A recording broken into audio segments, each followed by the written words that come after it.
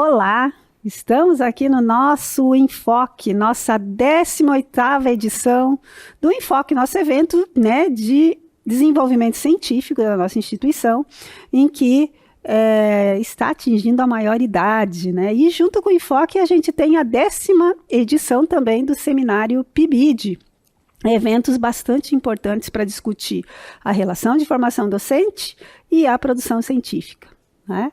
E hoje acho que é importante, dentro dessa programação riquíssima que nós estamos tendo no Enfoque, agradecer a vocês que escolheram estar aqui no nosso minicurso, né? Um minicurso que vai discutir um pouco da questão científica, da escrita científica, já se colocaram como autores. Eu acho que quem escolheu esse minicurso está pensando nisso, né? Em tempos em que a tecnologia está avançada, em que nós temos muita inteligência artificial, em que a gente tem muito apoio de muitos aplicativos e que só nos ajudam, né? Mas tem algumas coisas básicas que a gente precisa ter clareza quanto à escrita científica. Essa é a nossa proposta, né? E hoje eu, professora Desirê, estou aqui com o professor Leonardo. Seja bem-vindo, professor Leonardo. E com o professor Heitor. E vamos trabalhar, né, os professores da área da língua portuguesa. Essa área que a maioria de nós tem um pouquinho de medo, né? Aqueles professores que olham o nosso texto e já começam assim a fazer aqueles risquinhos, né, professores? Já colocam um pontinho aqui, uma vírgulazinha ali, né? Mas não é só perceber o erro, né, professor Heitor? É realmente entrar nessa dinâmica de uma escrita realmente que seja fluida, que esteja na forma, claro, correta, né, professor Leonardo, que tenha todo ali o escopo de uma produção científica e que possa ser divulgada. E a gente, no decorrer desse minicurso, vamos estar discutindo essas questões, né? E os professores agora vão começar toda essa discussão da temática a partir aí de entendermos o que é essa produção científica, da onde que parte, né? Qual que é o princípio disso? Hoje a gente está aqui no Enfoque, alguns de vocês estão no minicurso e vão poder apresentar trabalhos aí na sessão de apresentações de trabalhos e tiverem que produzir seus trabalhos, né? Então, vamos discutir aí como que é isso, como é que é essa produção, como é que eu escrevo para um evento, como é que eu escrevo um artigo, como é que eu escrevo meu TCC, minha dissertação, minha tese, né? Como é que eu mando um artigo para um periódico científico, né? Então, da onde parte isso, a gente vai ver aqui com os professores. Muito obrigado, professora. Bom, então nós vamos começar aqui. Essa é a temática do nosso minicurso, escrita científica em normas da ABNT, da produção até o formato acadêmico. Então nós separamos o nosso minicurso da seguinte maneira. A primeira parte a gente vai falar um pouquinho sobre essa definição de temas, objetivos e o periódico que você precisa procurar para publicar, às vezes, o seu trabalho, né? Então aqui nós temos a escolha do tema. É muito importante você pesquisar o tema através da sua área de estudo, a relevância do tema e o periódico adequado. Então, por exemplo, você está falando de educação. Você não pode submeter o seu trabalho num periódico que fale sobre direito, sobre medicina. Você tem que procurar periódicos que atendam a temática do seu artigo. E você tem que procurar uma temática que não seja tão batida ou repetitiva, né? Você tem que ter a pergunta da sua pesquisa, porque é a partir daí que você vai ver a importância dessa pesquisa, né? Se você vai conseguir alcançar resultados que não são repetitivos, que muitas pessoas já falaram. O segundo ponto da pesquisa é a pesquisa bibliográfica. Você tem que buscar textos e autores que são referência no tema escolhido. Então, você pode buscar bibliotecas virtuais, em outras revistas, artigos de autores que são renomados da área, porque eles vão ajudar a enriquecer o seu trabalho na hora da pesquisa. Evite temas que já foram abordados. Por quê? Porque isso pode comprometer a originalidade da sua pesquisa, né, do seu trabalho. Busque sempre fontes originais para evitar o famoso APUD. Então, muitas vezes, a gente acaba pegando né? E ainda a gente vai explicar nesse mini curso um pouquinho sobre a PUD, mas a gente acaba, às vezes, pegando uma citação, por exemplo, vamos pegar a área da educação. Tem uma citação de Paulo Freire num artigo de uma outra pessoa. Aí você vai lá e faz um APUD, porque você não achou a referência original. Então, evite ao máximo usar APUD, porque isso também pode atrapalhar um pouco na sua pesquisa. Professor Heitor, acho que isso é uma questão bem importante da gente demarcar, porque parece, às vezes, a gente que mexe com artigos, lê muitos artigos, né, com a produção de artigos, a gente vê que às vezes é banalizado esse uso do APUD, né? Porque você está lendo, né? Pega artigo, a acessibilidade, como a gente falou, está muito fácil hoje, né? Já há algum tempo já está muito fácil, hoje mais ainda, né? Então a gente vai lá no link, já encontra o artigo, já vai lá. Então, para que eu vou ler o Paulo Freire? Se o Leonardo já leu, eu pego o que o Leonardo colocou no artigo dele, né? Mas não é muito bom, gente. É como aí o professor Heitor está colocando. A gente vai usar em última instância, né? Vou dar um exemplo aqui. Quando eu fiz mestrado, a minha pesquisa, eu precisei fazer pesquisas de fontes que estavam em bibliotecas no Rio de Janeiro, em arquivos que estavam em São Paulo, né? Que não estavam online. Não vamos falar aqui sobre idade. Nesse tempo não estava online, né? Então, é importante que a gente saiba o momento que vai fazer o uso do APUD. Eu, nesse caso, precisava ir lá para o arquivo. Então, quando eu encontrava um artigo que se referia à fonte que eu queria utilizar, para mim, eu tinha uma justificativa. Olha, eu estou longe do arquivo, essa fonte está inacessível, então eu vou usar essa referência aqui, vou dar exemplo aqui do professor Heitor, que está citando a fonte. Aí é justificável, né? Ou é um livro muito raro, é um livro que está lá na biblioteca de Paris 5, né? Então, a gente tem que eleger a necessidade do uso da PUD. A gente não pode banalizar aí, como o professor Heitor falou, né? Então, ficar só citando o falado pelo outro, né?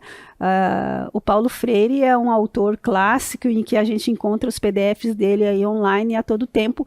Então, é importante que a gente cite a obra, que a gente leia o autor e a gente cite o autor por ele mesmo, não por outro, né, pela leitura do outro. Professor, eu vou dar um exemplo do meu TCC de graduação também, porque o meu TCC, apesar que eu já podia buscar na internet os autores, mas o meu TCC, quando eu fiz, que foi sobre monitoria, não tinha ainda muitos trabalhos que envolvessem monitoria, eram bem poucos, e os que tinham já era APUD. E era um APUD do APUD, e daí eu tinha que ficar procurando até chegar no artigo original, e às vezes o original, ele já me mandava para uma obra que eu não conseguia acesso online, que ele não tinha de maneira alguma, porque o livro era muito antigo, e não tinha disponível, e tinha em bibliotecas assim, de acesso restrito, que às vezes você não pode nem retirar o livro. Então eu usei APUD, mas é aquilo, em último caso você usa esse recurso. Eu acho que é interessante a situação em que você pega, por exemplo, a citação da citação, né, que é o APUD, no sentido assim de você, às vezes, pegar um ponto de vista diferente de um autor daquela obra original. Então, você tem várias pessoas que analisaram Paulo Freire. Às vezes, pode ser interessante pegar o ponto de vista de uma pessoa em específico. Aí sim você vai no APUD. Uhum. Você pode até comparar vários tipos de pontos de vista diferentes utilizando o APUD. Uhum. Mas o ideal é buscar na fonte original, até para você ter o conhecimento do texto todo original, que é muito importante sempre. O professor Leonardo coloca uma coisa importante aí, que é a abordagem que o professor Heitor já falou, né? Veja a sua área temática, a originalidade do seu tema. Se você está fazendo um artigo lá que você está criticando alguma visão de educação, já que a gente está no exemplo aí da educação, né? De educação, de sociedade, aí sim, né? Daí você vai, deixa eu ver essa perspectiva desse contemporâneo aqui e que é estudioso do Paulo Freire. Claro, isso é importante. Agora, quando você está trabalhando com a ideia, com as concepções do autor em si, cite o autor. não cite a visão do outro, né? Mas essa relação de você ver a relação crítica de como os contemporâneos estão fazendo as leituras é importante. Até por isso, né, professor Leonardo, que a gente vai para os artigos contemporâneos também. Fazer pesquisa, a gente precisa ir para os clássicos, fontes bibliográficas, aí estamos falando sobre isso, né? Você precisa ir nos clássicos e nos contemporâneos. Exato. Nessa primeira etapa que a gente está ali delineando como que vai ser o nosso estudo, definindo exatamente quais serão, qual será a pergunta da pesquisa e tudo, é importante também você deixar bem claro, né, quais são os objetivos, as hipóteses e também a metodologia que você vai usar na sua pesquisa. Em geral, as pessoas fazem a pergunta da pesquisa e não conseguem fazer um delineamento melhor assim, de como que vai analisar aquele objeto de pesquisa, digamos assim. Os objetivos e as hipóteses estão aí para ajudar nisso. Então, normalmente o objetivo da pesquisa é uma frase que começa com o verbo no infinitivo. Então, digamos que você vai numa escola e você quer estudar o aprendizado de matemática de uma turma de ensino fundamental, por exemplo. O objetivo dessa pesquisa seria algo como avaliar o aprendizado dos estudantes do ensino fundamental na escola tal, por exemplo. Começando sempre, em geral, com um verbo no infinitivo, de uma forma que deixa bem claro o que vai ser feito naquela pesquisa. A hipótese já é a segunda etapa a partir do que você teve na pergunta e no objetivo. A hipótese já é um pulo, digamos assim, que você vai dar. Não é só o que você já sabe, mas aquilo que você quer descobrir. Então a pergunta poderia ser, no caso do objetivo anterior, poderia ser, será que as tecnologias educacionais estão influenciando no aprendizado desses alunos? Ou como que essas tecnologias estão influenciando no aprendizado dos alunos?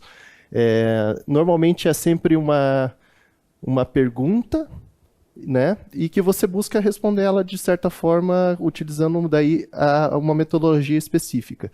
As metodologias de pesquisa, elas são muito diversas dependendo do contexto da pesquisa, dependendo do seu objetivo. Pode ser apenas, por exemplo, uma pesquisa bibliográfica, como a gente estava falando antes, de buscar artigos, revistas, livros, fazer aquele arcabouço teórico para poder chegar a uma resposta para a pergunta, para a hipótese, né, no caso. Ou pode ser algo um pouco diferente, você pode ir a campo, buscar dados, analisar aqueles dados, colocar em tabelas, fazer comparações. Existem muitos estudos que são feitos hoje em dia também, fazendo como se fosse uma pesquisa quantitativa agregada com a pesquisa bibliográfica. Então você pega vários artigos que tratam daquele tema, você analisa quantos artigos tratam daquele tema por um viés, quantos tratam por outro viés, quantos que já abordaram aquele tema exaustivamente, por exemplo, e você já vai perceber que talvez dentro desse quantitativo tenha uma parte ali que foi deixada de lado, que pode ser interessante de ser pesquisada, por exemplo. Existem metodologias também que são mais ativas, que envolvem entrevistas, envolvem análise mais apurada de dados que são coletados assim em pesquisa de campo mesmo. Essa questão da metodologia, ela tem que vir para agregar com o objetivo da tua pesquisa. A sua hipótese, ela precisa de alguma forma ser ou comprovada ou digamos assim, ela precisa cair. Essa questão metodológica, né, Leonardo, ela é primordial também, porque ela que dá o caminhar, né, da pesquisa, é o caminhar do seu trabalho, né? Então, você tem que sempre pensar, né, eu quando eu leio, né, os artigos, ou uma tese, uma dissertação, ou um TCC, como o Heitor colocou, a gente sempre quer, a primeira abordagem é olhar como é que está a descrição metodológica desse trabalho, né? Como é que esse autor caminhou, né? O que ele, a partir da hipótese dele, verificou de estratégia, né? A pesquisa bibliográfica, a pesquisa de campo, tem entrevistas, ele usou dados, como é que a análise dele, ele está qualificando essas informações, ele está trabalhando com tabelas, com estatísticas, né? Então, isso, gente, é importante para qualquer tipo de trabalho, né, Leonardo, que a gente vá propor, né? Não vai daí de um trabalho para o enfoque, como nós estamos aqui, vivenciando a divulgação científica nesse evento, mas para o seu trabalho na graduação, o seu trabalho na pós-graduação, no estrito senso, e é claro, quando a gente vai divulgar nos periódicos científicos, né? Prioritariamente, preciso ter essa relação metodológica. Né? Exato. Posso dar um exemplo aqui? Digamos que você está fazendo uma pesquisa baseada na recepção de um livro por um público específico.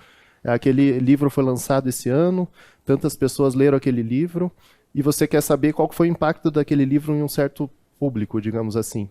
Não adianta você ficar só na pesquisa bibliográfica. Ela não vai conseguir comprovar nada na sua hipótese nem responder a sua pergunta de pesquisa.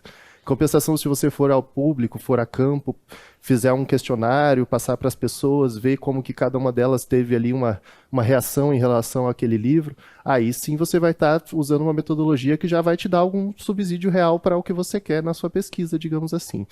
Então, essas são as primeiras etapas para a gente poder delinear o que vai ser pesquisado, deixar bem claro, até para você mesmo poder seguir a partir de então com a produção do seu trabalho, né? Em relação daí agora à parte de desenvolvimento do trabalho mesmo. Nós sabemos que a maioria dos trabalhos acadêmicos tem ali uma estrutura parecida, seja um TCC ou um artigo, eles vão ter mais ou menos a mesma lógica de desenvolvimento ali, que é a lógica de desenvolvimento da metodologia científica, que começa em geral com uma introdução, né, que aborda rapidamente ali os temas que estão envolvidos, levanta as questões, levanta a pergunta da pesquisa, diz qual vai ser o objetivo, diz quais são as hipóteses que têm que ser testadas. Você coloca ali também já uma ideia geral do contexto que você vai colocar para a pesquisa fazer algum sentido, né, tanto metodológico como acadêmico, né, e em geral, nessa introdução você já deixa essas coisas bem delineadas, você parte em seguida normalmente para a parte de referencial teórico. Nessa parte é importante daí trazer toda aquela pesquisa prévia que você fez, ver quais são os autores que são mais importantes para o assunto, deixar bem claro os conceitos que você vai usar para fazer a análise do teu trabalho. É importante também, as pessoas às vezes acham que no referencial teórico é só colocar mais coisa. Quanto mais artigo, mais autores, mais eu citar, melhor. Não é bem assim. Porque tudo que você está colocando aqui no referencial teórico, se você não usa uma parte no desenvolvimento depois, fica só como um volume. Fica ali como uma espécie de... Você está dando né? E aí vou dar um exemplo, Leonardo, que a gente vê assim que é muito corriqueiro acontecer. Por exemplo, você está em bancas de defesa de trabalho e você lê uma tese ou uma dissertação, um trabalho de conclusão de curso, ou até mesmo em artigos, né, de periódicos, quando a gente está sendo parecerista e analisando artigos.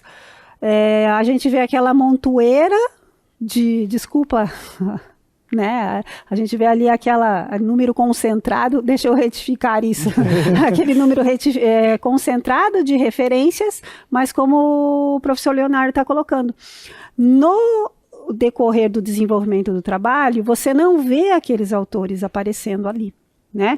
Então, eu sempre falo assim, gente, o menos é mais, né? Então, essa coisa de volume de referências, volume de autores, e mesmo, né, Leonardo, quando você faz uso, só fazer uso só para dar uma pincelada e aquele é para dizer assim, pronto, citei aqui conforme o professor Heitor, tal.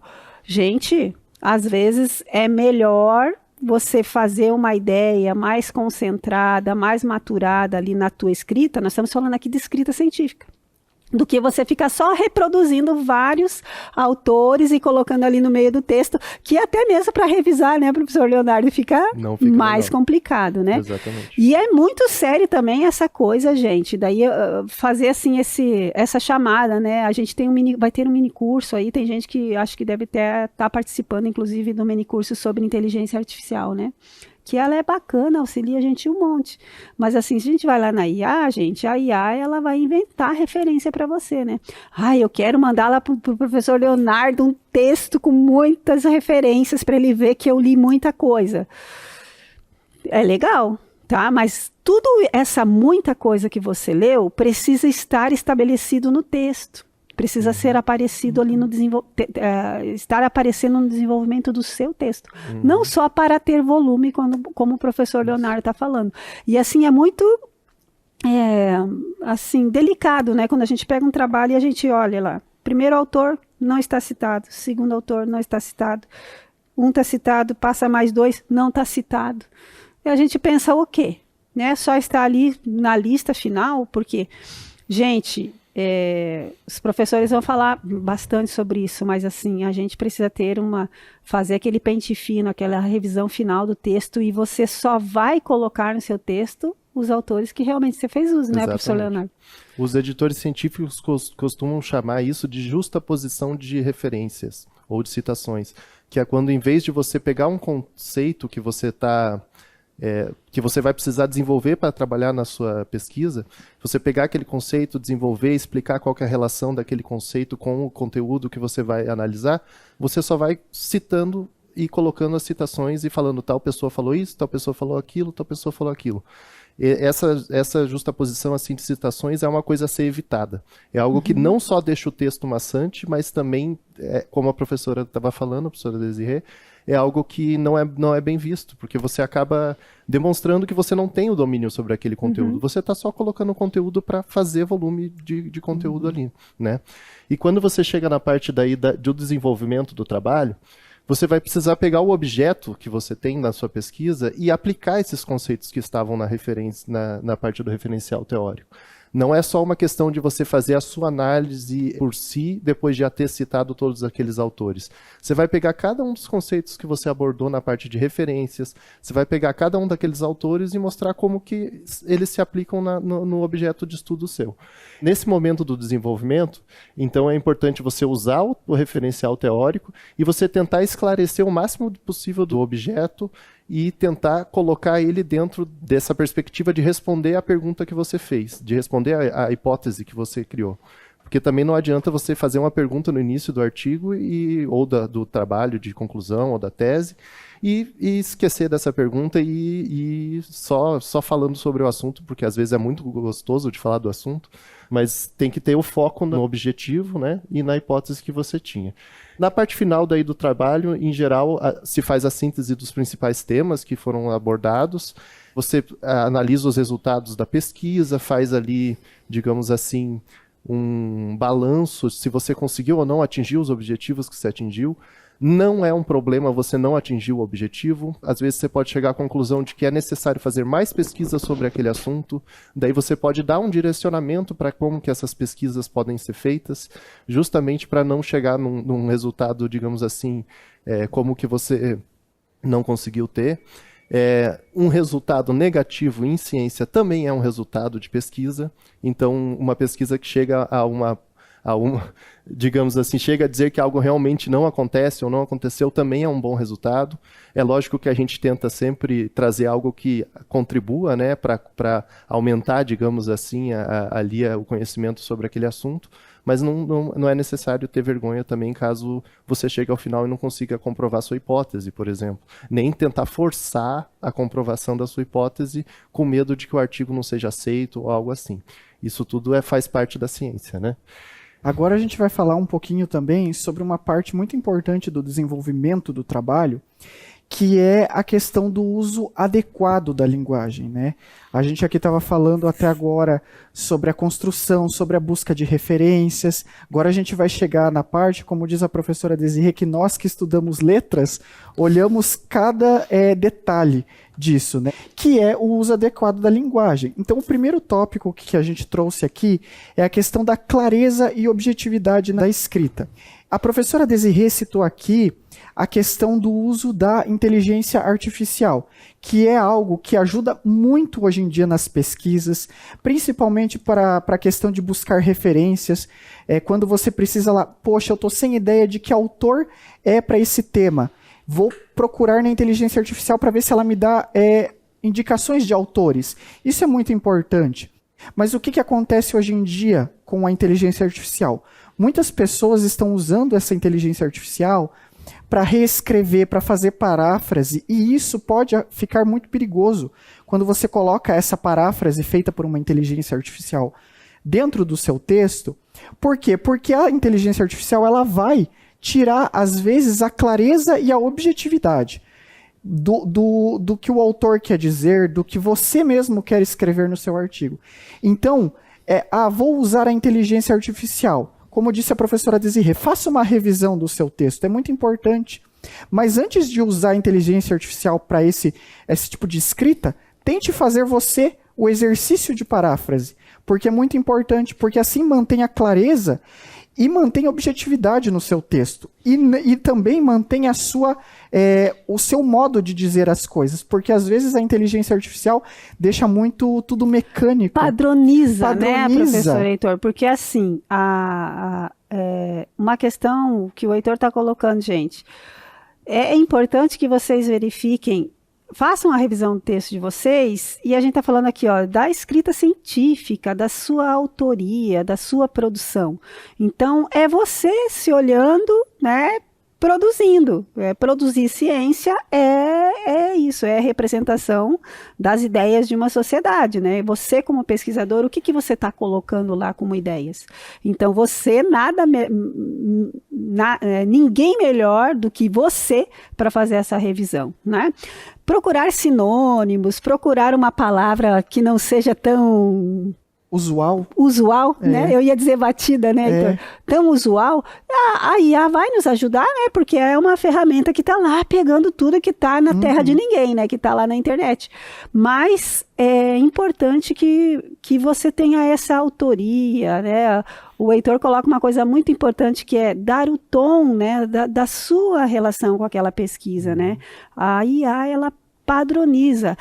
Tanto padroniza que nós, professores, pegamos um texto e na primeira leitura a gente consegue identificar que ele foi totalmente copiado e colado de um aplicativo, né? De uma ferramenta de IA.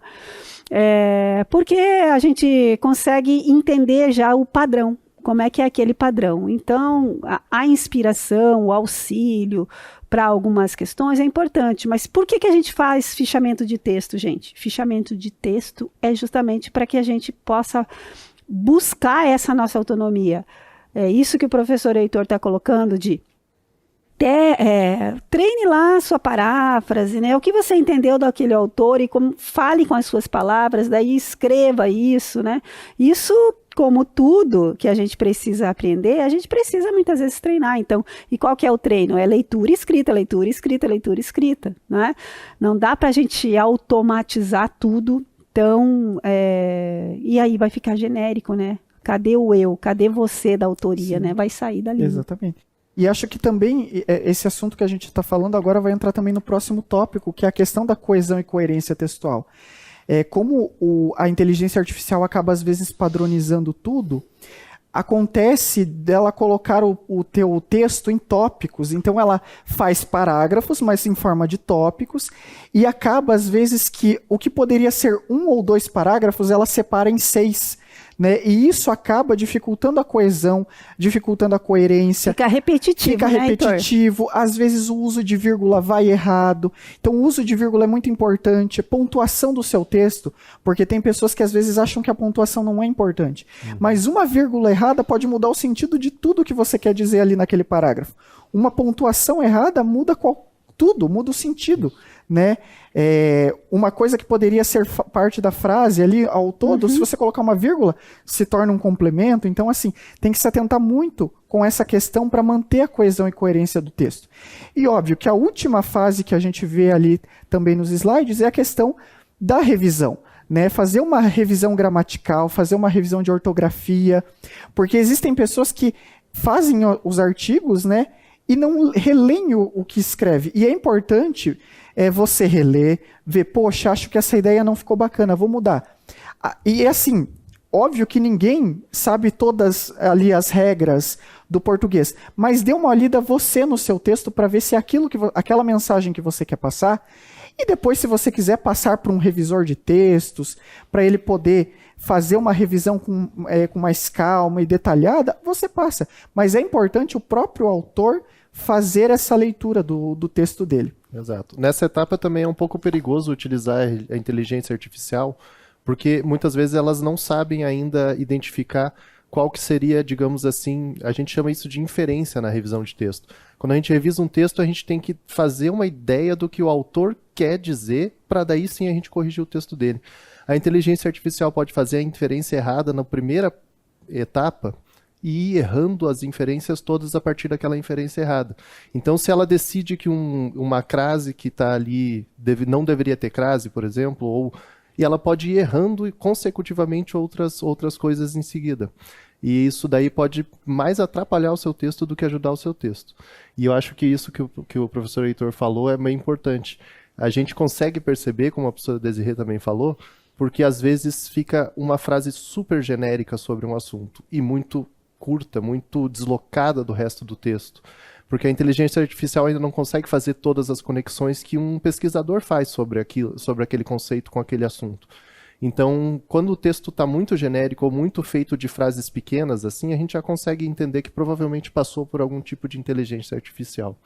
E é bastante perigoso utilizar ela na parte da revisão de gramática e ortografia, por isso também. Todo o trabalho tem que ser normalizado, né? Tem que ter uma formatação específica para poder ser aceito em revistas, para poder ser aceito como uma tese ou um TCC. E cada instituição, às vezes, tem a sua regra. A ABNT tem uma regra que é utilizada como base por todas as instituições. E, provavelmente, a sua instituição que você está estudando também vai ter uma regra específica. Os periódicos que você vai estar submetendo os artigos vão ter regras específicas também. Então, é importante você conhecer as normas da ABNT, é importante conhecer normas de instituições que são bastante relevantes, né, no nosso contexto, porque normalmente as outras instituições também utilizam as regras delas como base para fazer as suas. Então, regras, por exemplo, como de universidades federais, regras da própria BNT, né? E é importante também acessar as normas de cada tipo de submissão que você vai fazer. Então, se você vai mandar para um evento, como é o Enfoque, você veja quais são as regras específicas daquele evento.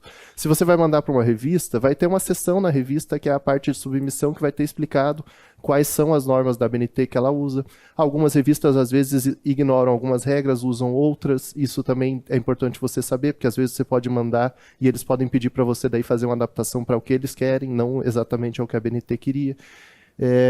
Aqui a gente deixou daí alguns exemplos de locais onde você pode fazer esse tipo de consulta. A própria Uninter tem um acesso às normas que são usadas na instituição, que é feito pelo Univirtus. No caso, você vai entrar no site da biblioteca e vai ter um campo para você fazer a pesquisa da norma que você quer. Seja uma norma da ABNT relacionada, sei lá, a alguma padronização de algum objeto, de algum produto, ou seja, uma padronização de um texto mesmo, como é o que a gente está tratando aqui. E a gente deixou lá no site da pesquisa, tem um linkzinho lá para vocês também acessarem aí esse caminho que o professor Leonardo já falou que tem Isso. ali no Univirtus. Lá, inclusive, também tem um modelo bem completo de artigo científico, com as explicações de como que você, por exemplo, pega o aplicativo Word e faz toda a diagramação, digamos assim, do artigo com base nas normas da ABNT. Está bem explicadinho, cada parte é bem interessante também de consultar. E essa parte, gente, de normas, ela é muito importante porque, assim, né... não sei se alguns aí de vocês já se pegaram nessa situação, né? Escrevi meu texto aqui, escrevi as ideias gerais aqui. Vou mandar aqui para o professor Leonardo. E daí não tem parágrafo, você não fez ali uma configuração de formato no texto, onde que é citação direta, que os professores vão falar agora, onde é citação direta, no formato de citação direta, onde é paráfrase, onde que é uma citação indireta, né? Então a gente precisa tomar um cuidado quanto a isso também, porque a inteligibilidade do meu texto vai ficar muito melhor de ser compreendida se eu utilizo dessa normalização, por isso a gente fala normas, né? E aí, como o professor Leonardo colocou, cada trabalho científico vai ter ali uma orientação para isso, né? Então a gente precisa sempre prestar atenção quanto a isso. Se o evento científico que você vai participar tem um template, tem regras, você tem que seguir aquelas regras. Tem trabalhos, gente, que, né, professores, são negados porque não é por causa da questão de conteúdo, mas é porque o autor simplesmente se recusa a apresentar no padrão solicitado pelo evento ou pelo periódico científico, né? Porque as normas estão aí, a gente precisa, no mundo científico, fazer uso delas também, e o nosso trabalho fica muito mais compreensível quando eu faço uso dessas normas. A gente tem que pensar sempre as normas como uma espécie de efetivação do trabalho de, digamos assim, pesquisa científica, de análise científica. Os artigos científicos, os TCCs, eles não são divididos em introdução, desenvolvimento, conclusão à toa.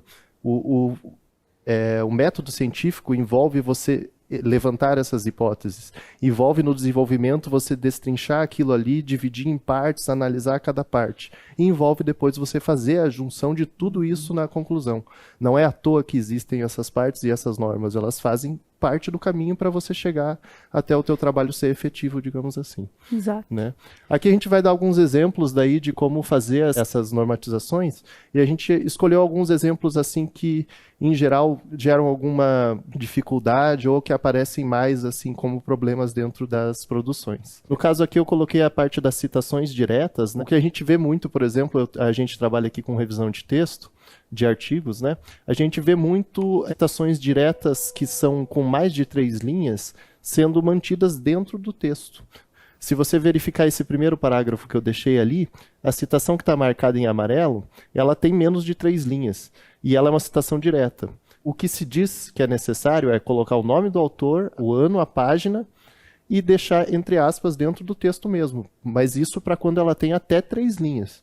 Quando ela tem mais de 3 linhas, você precisa só destacar do texto.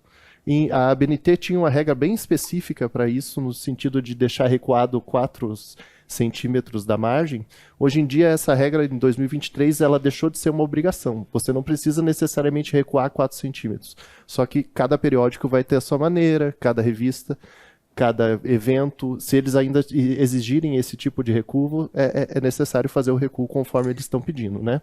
Nesse caso, a citação aqui está com os mesmos elementos ali de autor, ano e página. A única coisa é que ela foi recuada do texto e retirada do texto por ser muito grande, o que atrapalharia a leitura, digamos assim. Não é ideal, gente, colocar muita citação deslocada do texto. Quanto mais citação assim recuada tiver no seu artigo, mais difícil fica a leitura dele, menos fluida fica a leitura dele. Vai chegar um momento que a pessoa, se tiver muita citação assim, a pessoa que está lendo o seu artigo não vai ver motivos para ler o seu artigo, ela vai ler as citações que estão no seu artigo, entende? Então, evitar o máximo de destacar, usar esse formato é melhor, porque você consegue fazer a discussão da citação direto no texto já.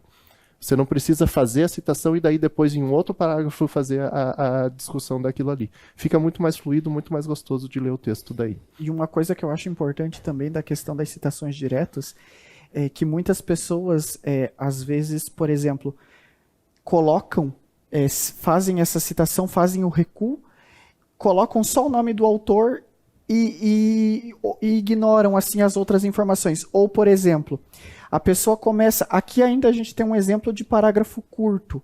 Mas, por exemplo, às vezes o parágrafo é grande e ela citou lá no começo do parágrafo o autor aqui, por exemplo, Barbosa. Ela citou lá em cima. Aí ela vai falando o texto, vai dando a ideia dela, aí no final ela faz uma citação direta, mas ela citou Barbosa lá em cima, então ela não precisa citar novamente. E precisa, porque às vezes, porque daí fica ainda mais deslocado essa citação direta, né? Falando um pouquinho mais sobre citações, a gente vai falar da citação indireta, né? A citação direta, como o professor Leonardo falou, é um trecho, né, com as palavras daquele determinado autor que você vai trazer para o seu texto. A indireta, você vai trazer a referência do autor, parafraseando essa ideia ou trazendo um pouco da sua ideia para aquele texto, só que usando aquela obra original. Então aqui a gente trouxe, dentro do parágrafo, diversos tipos, né, de citações indiretas. Então, por exemplo, a primeira citação indireta que a gente tem aqui está no começo do texto. Então você fala, segundo a pesquisa de Vieira, e daí você vai ali parafrasear o pensamento desse autor e colocar as suas palavras a partir disso. Mas nós temos também casos como ali, ó, a partir da terceira linha que fala a nossa identidade brasileira, então ele está fazendo ali o texto corrido dele, mas no final ele colocou ali o Martim Barbeiro. Por quê? Porque ele usou o texto para fazer uma paráfrase ou se referenciar para ter a ideia dele, né? A mesma coisa a gente vê ali com Sanches e Vilela. Ele usou mais para o final, porque provavelmente ele utilizou esses dois autores para ter a ideia dele e fazer o texto dele, né? Então, a indireta a gente não vai ter nem a questão das aspas, né, como a gente viu na citação direta, né, e não tem a ideia original do autor. Né? Só volta um pouquinho ali que eu queria comentar uma coisa. É interessante também, aqui nesse caso eu deixei Sanches e Vilela, e esse é o sobrenome do autor. Em geral, a gente deixa só o último sobrenome. Só que tem autores que, quando querem fazer a sua citação, decidem utilizar, por exemplo, o conjunto de dois nomes finais. Não é o ideal, mas tem muitos autores que fazem isso. Então, às vezes, não é um erro da pessoa quando ela coloca assim. Nesse caso, se você for no látis desse autor, ele coloca Sanches, Vilela, vírgula e os outros nomes. Então, está correto dessa forma. Nem sempre vai ser só o último nome que vai estar ali também. Em alguns casos, são nomes compostos também que acabam ficando ali, né? Não é um erro nesse caso, né? Voltamos ao assunto do APUD. Esse é um assunto que a gente já tratou antes, é um assunto importante. Aqui, no caso, como a gente já fez a análise do porquê que é bom evitar, né, o APUD, eu vou focar mais aqui em como que ele tem que ser apresentado. Porque muitas vezes se erra a maneira de colocar a referência final ou de colocar no meio do texto mesmo. Então, nesse caso aqui, nós temos o autor citando o Piaget, só que nas palavras de outros autores, de Modesto e Rubio. E embaixo ele está usando ainda a palavra de outros dois autores que também citaram Piaget, que é o Pedroso e o Oliveira. Para fazer o APUD, nesse primeiro caso aqui, o Piaget está sendo citado dentro do texto mesmo. Só por isso que o nome do Piaget ficou para fora do parênteses ali.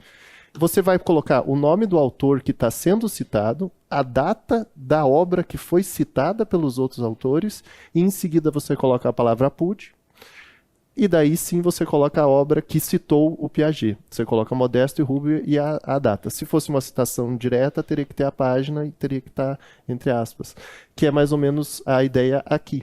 Só que a citação direta é, de novo, de quem citou o Piaget. Então, novamente, nesse caso aqui, ele só não fez a citação do Piaget dentro do texto. Então, o nome do Piaget vai dentro do parênteses com a data da obra original do Piaget, e daí o APUD e as pessoas que fizeram a citação de onde você for encontrar. Nesse caso, como é uma direta, tem que colocar a página certinho. Na parte das referências, o que acontece muito é que as pessoas, às vezes, colocam a obra do Piaget, nesse caso. Só que daí está errado, porque a consulta que você fez não foi da obra do Piaget. Você foi alguém que citou ele. Então, o ideal seria colocar só a referência de Modesto e Rubio e a referência de Pedroso e Oliveira. Se você colocar, por exemplo, o Piaget 1988 como referência e em nenhum momento você citou ele diretamente, a referência está errada, porque aquela referência não foi usada no seu artigo. Dessa forma, é melhor até retirar o Piaget nesse caso, se você não fez a citação direta da obra original, no caso, né? Aqui são duas referências que foram montadas só para fins didáticos, tá? Elas não existem aqui, foi só para poder dar o exemplo mesmo. Bom, agora a gente vai falar um pouco de 4 coisas, né, que tem dentro do texto que muitas vezes as pessoas confundem na hora de montar o seu artigo, o seu TCC, que é a tabela e quadro e figura e imagem, né? Então, aqui a gente vai começar com um exemplo de tabela e quadro. É bem importante vocês saberem que, por exemplo, a tabela, como a gente pode ver aqui no slide, ela sempre vai apresentar dados numéricos. Então, ali quando você está fazendo uma pesquisa, às vezes tem uma porcentagem, às vezes você precisa de dados que comprovem aquilo com base numérica. Então, você vai usar a tabela. A tabela também, no geral, ela só é usada com linhas horizontais e não verticais. Ela não é fechada, diferente do quadro. O quadro, ele vai apresentar informações textuais e ele vai ser fechado. Ele vai ter linhas verticais, horizontais, e ele até permite, aqui tem pouquinho texto, mas tem quadros que os autores colocam mais textos, e a tabela a gente pode ver que tem muita informação numérica, muitos dados que o autor muitas vezes traz. Sempre, nunca esquecer, por exemplo, às vezes as pessoas colocam ali uma tabela, por exemplo, no seu artigo ou no seu trabalho, né, acadêmico, e coloca só tabela 1, não dá um nome para a tabela. Aquela tabela tem que ter um nome. Às vezes você retirou a tabela de uma outra fonte, você tem que dizer de onde você tirou a tabela. Né? O que acontece muitas vezes que a gente vê na escrita de artigo é que às vezes a pessoa pega uma tabela, por exemplo, que está no site do governo. Ela vai lá, copia e cola, coloca o nome da tabela e ela não coloca a fonte. Né? Isso é importantíssimo, porque não é porque está lá num veículo público, está lá no site público e a gente pode fazer uso, com certeza, mas a gente tem que identificar tudo isso no nosso trabalho. Uhum. Isso é produção científica, gente. Então, a gente identifica. Primeiro, tem que ter o nome ou do quadro, ou da tabela, ou da imagem, como o professor Heitor está falando. Né? E tem que ter a fonte, né? Se é a tua fonte própria, você que produziu, você vai colocar isso. Se você tirou lá do IBGE, se você tirou lá do INEP, você precisa também identificar a fonte, porque quem está lendo o seu artigo talvez queira comparar uma série histórica e dar uma olhada no que tem lá, ela já tem a fonte para poder ir lá. Então, isso é primordial. E a gente vê isso mesmo, como o professor Heitor está colocando. Muitos trabalhos a gente vê sem essa identificação. Né? Uhum. Quando acontece a mesma coisa, por exemplo, com quadro. A gente até trouxe esse quadro aqui, que a fonte ali está Anvisa. Às vezes a pessoa põe o quadro com as informações que ela não pesquisou ou não foi ela que criou. E ela coloca e não coloca nem autoria, né? Então tem que ter aquela autoria para a gente saber de onde tirou. Porque às vezes você só retirou um fragmento de uma pesquisa, por exemplo, que a Anvisa fez. Aí a pessoa que está lendo o teu artigo fala, poxa, interessante, eu posso continuar aquela pesquisa, posso continuar essa leitura. Mas onde é que está essa tabela, onde é que está esse quadro? Né? Então isso é bem importante. Inclusive, se o conteúdo da tabela passou de alguma forma pela análise do próprio autor, digamos assim que você pegou uma tabela de um site como o da Anvisa, e você pegou aqueles dados e criou uma nova tabela. Você vai colocar embaixo que foi elaborado pelo autor e com base nos dados da Anvisa, data tal, que no final vai estar a referência. E é importante colocar também quando foi elaborado pelo autor. Porque se você coloca aqui elaborado pelos autores e a data, como a professora Desirê estava falando, é possível daí depois você entender em que momento que foi feita aquela tabela, de data específica são aqueles dados. Mesmo que seja elaborado pelo autor, é importante botar essas informações também. Né? Aqui nós vamos para o exemplo daí de diferença entre imagem e figura, que é outra coisa que confunde muito os autores. Em geral, a gente viu em alguns casos isso mudando um pouco, mas em geral a imagem é uma reprodução de fotos ou de algo que é já existente. Não é algo que foi feito especificamente para ilustrar, por exemplo, aquele artigo. Digamos que você vai, que nem aqui, nós temos ali uma pessoa fazendo uma arte num evento, né? Foi tirada uma foto dessa pessoa. Quando você coloca ela no teu trabalho, ela não entra como uma figura, ela entra como uma imagem. Ela é a primeira imagem ou a segunda imagem do seu trabalho. Mesma coisa, tem que ter um título que explique o que está acontecendo naquela imagem, precisa ter embaixo a referência, mesmo que seja uma foto feita pelo autor. Você está no teu campo de pesquisa e fotografou lá os sujeitos da pesquisa. Você vai ter que colocar ali foto do autor e a data para ficar bem explícito. No caso da figura, a figura já são mais assim relacionadas diretamente ao conteúdo, no sentido de que elas são feitas para explicitar o conteúdo. Elas não são meramente ilustrativas. Você pode ter uma ilustração, por exemplo, que tenha uma relação com o seu conteúdo e que foi feita especificamente para aquele teu artigo. Você tem um desenho técnico que explica, como nesse caso aí, os compostos ali dos óleos essenciais. Isso foi feito para dar uma ideia melhor para o leitor do que é aquele assunto. E daí, nesse caso, entra como uma figura. Gráficos também são considerados figuras, só que o costume daí é dar nomes específicos aos gráficos. Em vez de você colocar figura, você vai colocar gráfico 1, 2 ou 3. Existem casos, por exemplo, em que a pessoa faz uma captura de tela e de algum site, de algum lugar, e coloca como, por exemplo, uma figura. E não é, porque é uma imagem. E você entende? Aquilo não foi feito especificamente para aquele estudo. Aquilo ali foi algo que ela retirou de outro lugar que já estava pronto e que ela só está reproduzindo. Então é interessante fazer essa diferença. E a mesma coisa, tudo que você for citar, seja uma imagem, seja uma tabela, tem que ter a informação de quem que foi o autor e quem que elaborou. Senão fica faltando essa informação para o leitor do seu artigo ou do seu TCC. Aqui no caso a gente chegou na parte das referências, que também causam muitas dúvidas e tem pessoas que não conseguem, no momento de fazer a referência, abarcar tudo que é necessário.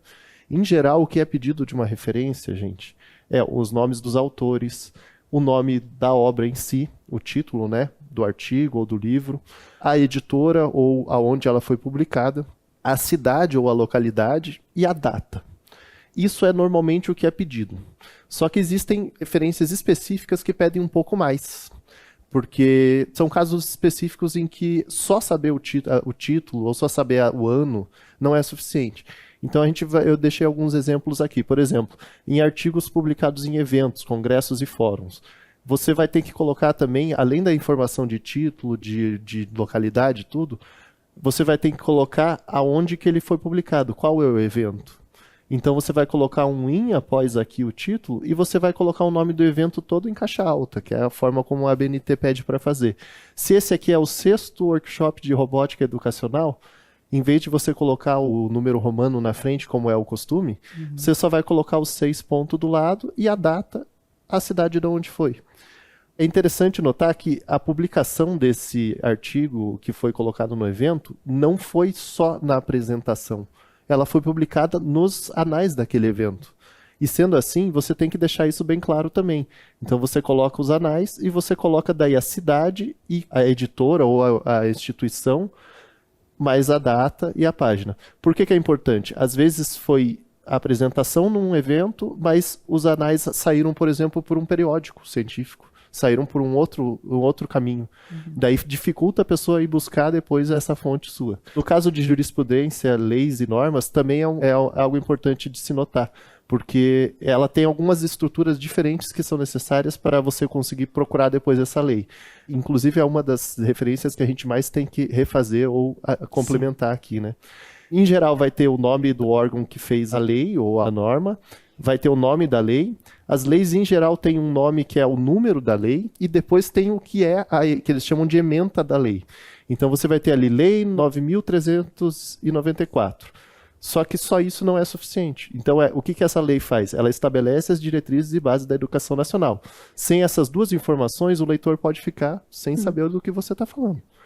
Isso é bem importante porque a gente vê, vou dar o exemplo aqui da minha área, que é a área da educação, né? A gente vê muito comum, aí está o exemplo mesmo de uma referência de lei da educação, e é muito comum, né, o uso.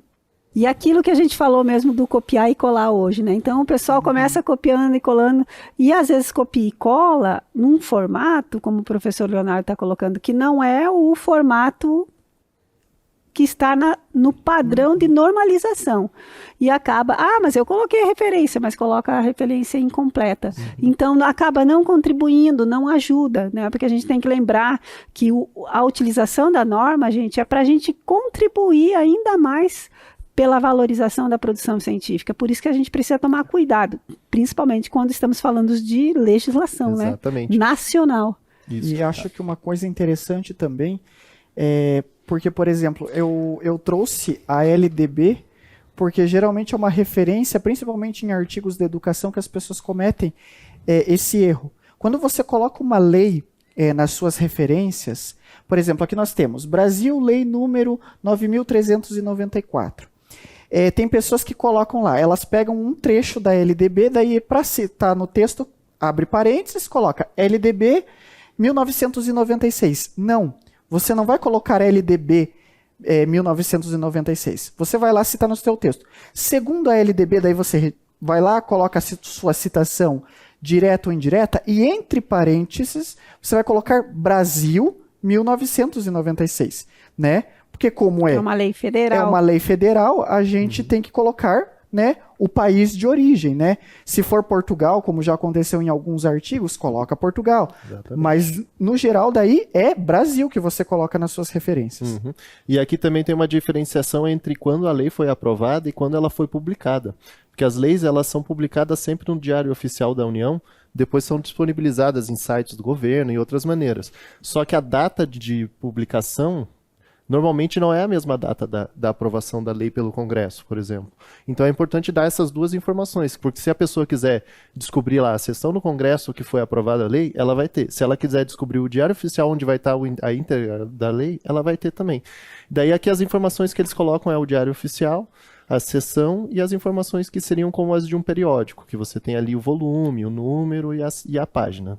Outras referências que nós trouxemos aqui é a questão das referências de teses, monografias, TCCs, dissertações, que é muito importante você também utilizar esses textos como referências para o seu artigo ou para o seu trabalho acadêmico, né?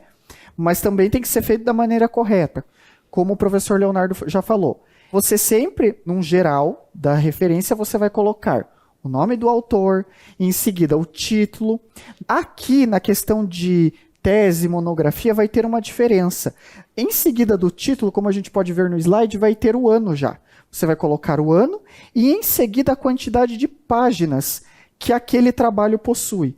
Em seguida você vai colocar que tipo de trabalho é. Então, se é uma monografia, se é uma tese, se é uma dissertação. Você vai colocar. Daí, entre parênteses, você vai colocar, é monografia? Licenciatura, e assim por diante. Aí você pode colocar se é um mestrado, se é um doutorado, se é uma pós-graduação. Daí você pode colocar a escola, né, que o curso que você está fazendo faz parte, como a gente vê ali, ó, Centro de Ciências Humanas, Letras e Artes. Em seguida, o nome da universidade, onde foi escrito esse trabalho, a cidade, estado, novamente a data, e, se tiver disponível em algum meio digital, você coloca o link e a data de acesso. Periódicos, o professor Leonardo já falou um pouquinho também, a mesma coisa. Nome dos autores, nome do artigo, e aqui vai uma diferença. O que vai em negrito nessa referência é o nome da revista. Depois do nome da revista, você coloca a localidade, se tiver, o volume, o número da revista, a página em seguida, ou o localizador que a gente vê ali, né, que aqui nesse caso da referência é o localizador, a data, que é o ano que foi publicado aquele artigo, o DOI, se aquela revista possuir DOI, e depois o disponível também, e a data de acesso. No caso das notícias e matérias de sites, também a gente vê bastante confusão em relação a isso, porque você tem dois tipos diferentes de referência para esse caso. Se é uma notícia, por exemplo, de uma agência de notícias e que não tem um autor, ele vai nesse primeiro formato, em que a primeira palavra do título da notícia ou da matéria fica em caixa alta, é essa primeira palavra que você vai citar no texto, então a citação ficaria crédito, 3 pontinhos, 2014, né? E você coloca o nome todo, daí no caso da matéria, coloca o nome do jornal, a cidade e as informações daí, se tiver volume, ano, se não tiver a data e a hora da publicação. Sites normalmente têm essa informação de data e hora de publicação. Se tem o autor, é mais ou menos a mesma ideia de uma revista. Você coloca o nome do autor abreviado, ou não, dependendo do padrão que você quiser seguir, o nome da matéria, o nome do jornal e as outras informações de volume e o que for necessário. A gente estava falando aqui em questão do disponível. Se não tiver disponível na internet, ou se a disponibilidade for paga, por exemplo, digamos que você citou algo que está num banco de uma universidade em específico que não vão ser todos os leitores que vão ter acesso. Talvez é melhor não colocar o disponível. Se é um banco de dados de revistas que é pago pela internet, talvez também não seja necessário colocar o disponível, porque a pessoa não vai ter o acesso. O que tem acontecido muito é pessoas que estão colocando o site da Amazon, por exemplo, nos artigos. Vamos pegar de novo o Paulo Freire. Pegou lá o livro Pedagogia do Oprimido, aí ele vai lá e coloca disponível daí ele coloca o link de compra da Amazon. Né? É um exemplo. E não dá para pôr, porque não é um acesso livre ali, é um acesso de compra. Né? Então você tem que disponibilizar o livro ou o artigo num link que seja gratuito e que todo mundo possa ter acesso, né? Nesse caso, é sempre importante ir na fonte original. Se o artigo tiver, por exemplo, em um site como aqueles sites que a gente conhece muito bem, que reproduzem artigos ou que reproduzem trabalhos acadêmicos, evite citar esse tipo de site, porque demonstra que você não foi na fonte original e demonstra também que a tua pesquisa foi uma pesquisa mais ali no Google mesmo que te trouxe esse resultado, não foi uma pesquisa numa base de periódicos ou algo assim. Outro tipo de referência que é interessante citar, porque tem sido cada vez mais comum aparecer em artigos, é de vídeos. Podem ser vídeos do YouTube ou de outras plataformas. Nesse caso eu botei aqui um exemplo que é um canal de YouTube. Você coloca o nome do canal, se for uma pessoa física, o nome você pode colocar o nome da pessoa mesmo ali na frente, o nome do vídeo em si, você coloca sem local, e aqui está em itálico só porque é sine loco, né? É em latim. E daí você coloca a plataforma e a data. Eles pedem para você dizer qual é o tipo de formato, né? Se é um vídeo ou se é, não sei, podem ter outros formatos, né? Aqueles vídeos curtos e coisas assim. E a duração do vídeo, além da onde ele está disponível também, né? Isso aqui serve basicamente para todos os vídeos de YouTube ou de outras plataformas que possam ser consultadas, né? Bom, agora a gente falou tudo mais ou menos o que vocês têm que fazer num artigo. E agora a gente vai falar um pouquinho diferente, o que vocês não devem fazer num artigo ou na escrita de um trabalho, né? Então vamos começar pelo assunto mais polêmico e que a gente acha bastante, né? Não só em publicações de revistas, cadernos, mas às vezes em TCCs a gente encontra bastante, que é a questão do plágio. Aqui, professor Heitor, aquela coisa assim, né, que a gente está orientando um trabalho e a gente espera, depois da orientação, a produção. Ah, essa semana eu não consegui, professora. Tá bom, manda na semana que vem. Ah, essa semana também não consegui. E depois você diz assim, olha, tá passando prazo aqui, tá? Daí a pessoa consegue em 2 dias mandar 30 páginas. Será que dá conta de produzir assim? Uhum. Né? Então, não aparece por mágica, né, professor Heitor? Com certeza. E aí, quando aparece por mágica, vai aparecer alguns dos problemas aí que os professores vão falar aqui. Então, aqui a gente vai falar um pouquinho sobre plágio. Então, evitar usar textos que já foram publicados, né? Então, o que acontece? Muitas vezes as pessoas vão lá e copiam lá um trecho de um artigo, ao invés de usar, por exemplo, um autor, vamos supor, o professor Leonardo citou Paulo Freire. Ele colocou lá uma citação de Paulo Freire e ele parafraseou Paulo Freire no texto dele. Aí eu vou lá, leio o texto dele e falo, opa, que essa paráfrase tá boa, então eu vou pegar isso aqui tudo, colocar no meu texto como se fosse meu. Isso é plágio, né? Você está copiando o trabalho de outra pessoa. E outros casos também que acontecem é a questão do autoplágio, né? Que às vezes a pessoa foi lá, publicou um artigo dela numa revista. E ela está escrevendo outro artigo e ela viu que aquele trecho que ela escreveu lá é importante para esse segundo artigo que ela está escrevendo. E ela fala, bom, o texto é meu, eu vou lá, coloco o trecho, não tem problema nenhum. Não se cita. Não se cita, exatamente. E você tem que citar a si próprio no texto. Porque senão você está cometendo autoplágio no seu texto, né? E às vezes, e já aconteceu a gente revisando o texto, encontrar autoplágio. A pessoa foi lá, publicou numa revista, pegou um trecho 2 do texto dela, que ela já tinha publicado, colocou no segundo artigo. Daí você olha, opa, calma aí, mas esse trecho aqui está indicando, parece que é de outra pessoa. Aí você vai procurar, é da própria pessoa, só que ela só esqueceu de citar ela mesma. Isso, a exigência de ser algo inédito, então não é possível você também, por exemplo, republicar algo que você já publicou, por exemplo. Mesmo que você pega um artigo inteiro que você botou num congresso ou numa revista e tenta usar de novo, não é possível, de fato. No caso aqui, a gente botou também a questão de não subestimar a importância da revisão textual. Muitas vezes as pessoas acreditam mesmo, assim, que o texto delas é muito bom. E às vezes o texto é, de fato, muito bom. Só que não existe nenhum texto, gente, que não possa ser melhorado. Não existe nenhum texto que, com um ponto de vista diferente, não possa ser ajustado, sabe? Não possa ser retirado algumas coisas que são desnecessárias. Que as pessoas, às vezes, cometem erros que são recorrentes, só que elas cometem aqueles erros e elas revisam o próprio texto, elas não percebem o erro que elas cometem. Então é importante fazer a revisão do seu texto, às vezes pedir para um outro profissional fazer essa revisão, para você tentar chegar ao melhor resultado possível para aquele trabalho. Existem algumas, a gente chama de erro quando você tenta se corrigir demais.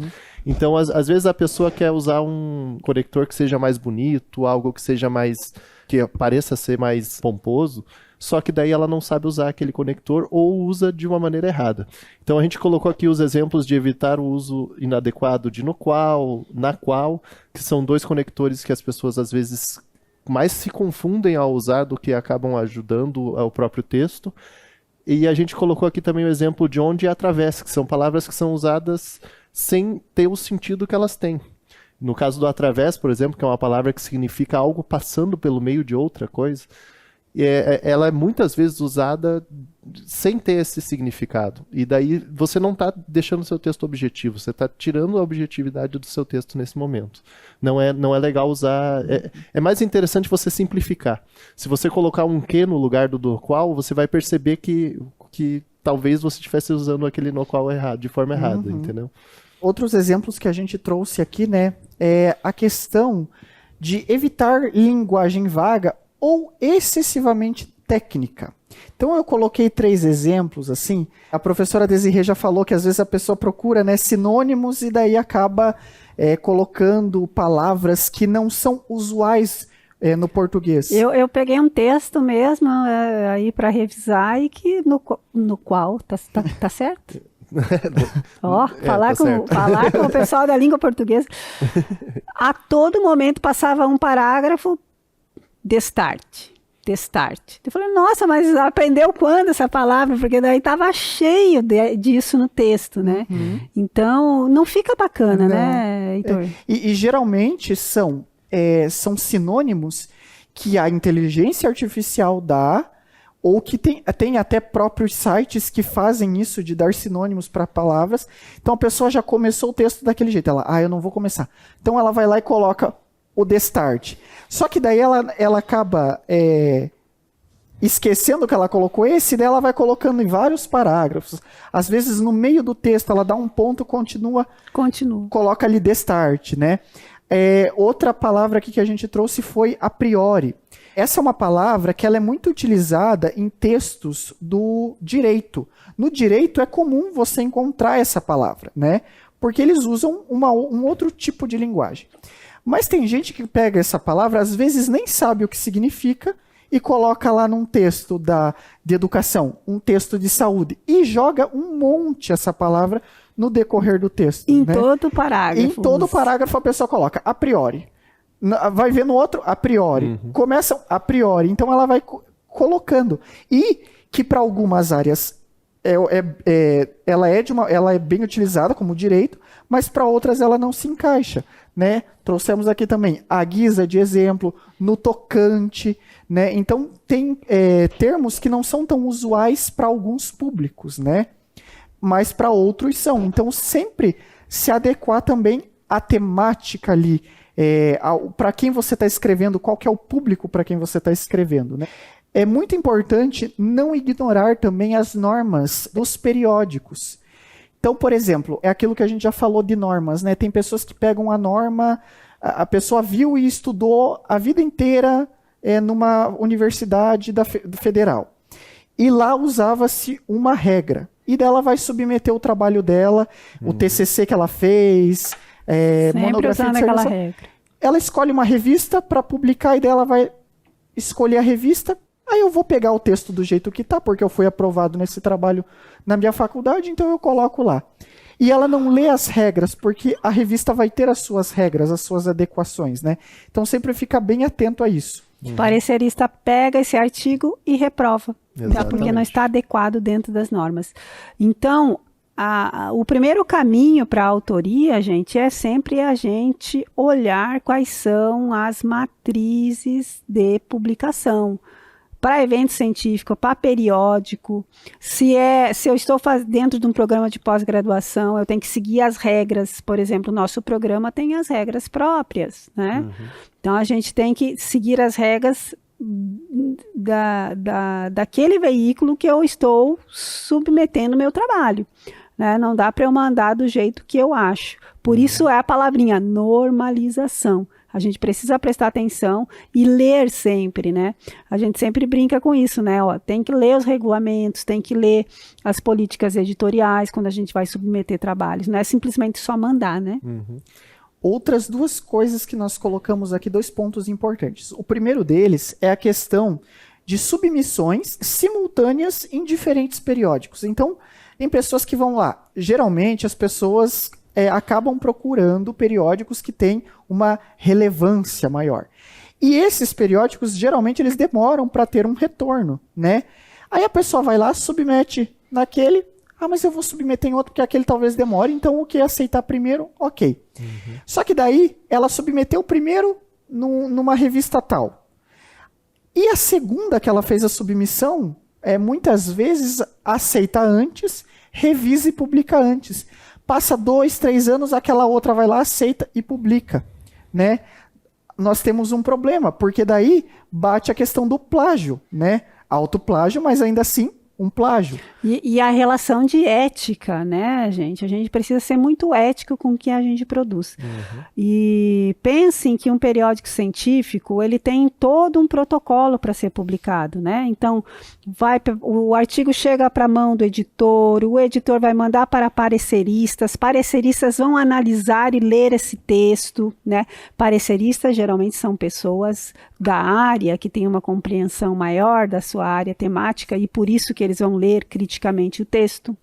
Por isso que esse texto, ele já não pode ter plágio, ele não pode ter parágrafos feitos pela IA. Isso a respeito por quem está lendo o seu texto. Lembrem sempre disso, tá? A outra questão é quando chega daí para a mão do revisor. Na mão do revisor, quando chega o texto lá que você recebe lá do editor, dizendo assim, olha, Dona Maria, seu artigo foi aprovado, né? Está em processo de revisão para ser publicado. Nesse momento, o teu artigo já não está ainda publicado, mas ele já foi aceito. Então, se você manda o mesmo artigo para vários periódicos, você veja o trabalho que está sendo implementado para o seu artigo em diversos periódicos científicos. Não é ético, isso não é comprometimento com a atividade científica, né?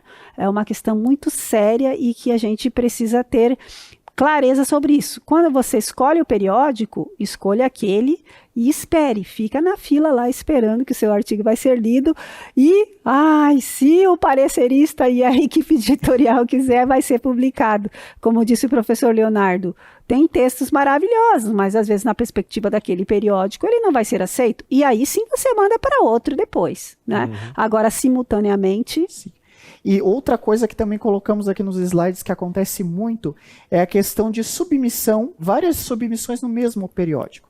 A pessoa vai lá, submete uma vez, aí ela demorou, não está com paciência para esperar, vai mais uma vez, vai a terceira, vai a quarta vez e ela fica submetendo.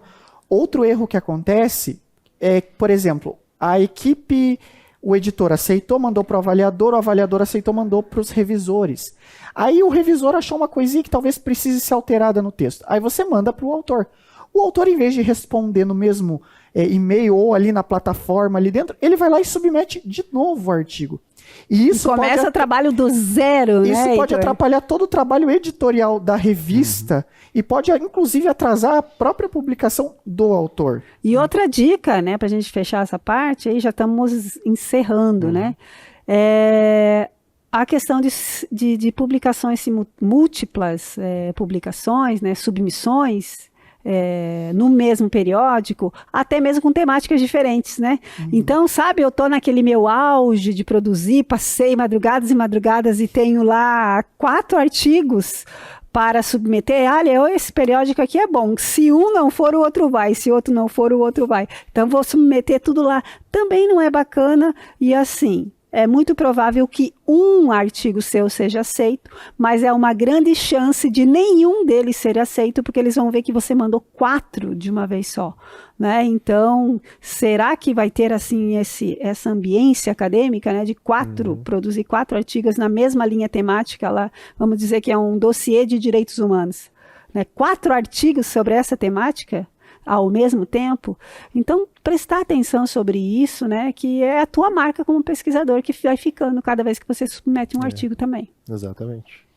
Aqui a gente vai dar alguns, a gente vai fazer um pouco da nossa, né, a nossa imagem aqui. A gente deixou aqui para vocês as revistas científicas do Uninter. Nós temos a revista Intersaberes, que é interdisciplinar e focada bastante na educação. Aí o Gente do Direito, Humanidades em Perspectiva, que é da área social e trata também algumas questões de saúde pública e questões relacionadas. A Meio Ambiente e Sustentabilidade, que o nome já diz tudo, né? Educação, História, Política e Sociedade, que é uma revista também relacionando educação e outros temas. A revista Organização Sistêmica, que é da área da administração. Saúde e Desenvolvimento, que é da área da saúde. Temos a revista Uninter de Comunicação, que é da área de comunicação. A Revista Brasileira de Práticas Integrativas e Complementares da Saúde, que é outra revista da área de saúde que nós temos, e a Revista Educação e o Direito à Cidade, que trata das cidades educadoras, que é um tema bastante em voga na modernidade, né? Muitos periódicos aí para vocês enviarem, pensar as produções aí, né? Tanto os professores pesquisadores quanto alunos, né? Aqui nas revistas tem o diferencial, é que é preciso estar pelo menos aí na pós-graduação e publicar junto com os professores, doutores, né? Mas temos alternativas para quem está na graduação, na iniciação científica, no PIBID, fazendo monitoria, produzindo seus TCCs, né, Heitor? Com certeza. Nós temos os cadernos também, né, que estão disponíveis para quem está ali. Escrevi meu TCC, a revista não aceita porque precisa ter mestrado, doutorado. Tem os cadernos também, né? Nós temos o caderno Humanos, Animais e Meio Ambiente, né, que vai tratar as questões ambientais. O caderno Progressos, que é da nossa escola politécnica.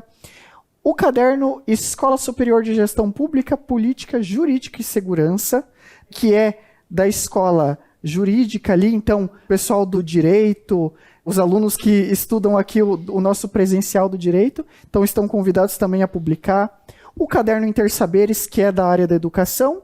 Além da revista Humanidades e Perspectiva, a gente também tem o caderno Humanidades e Perspectiva.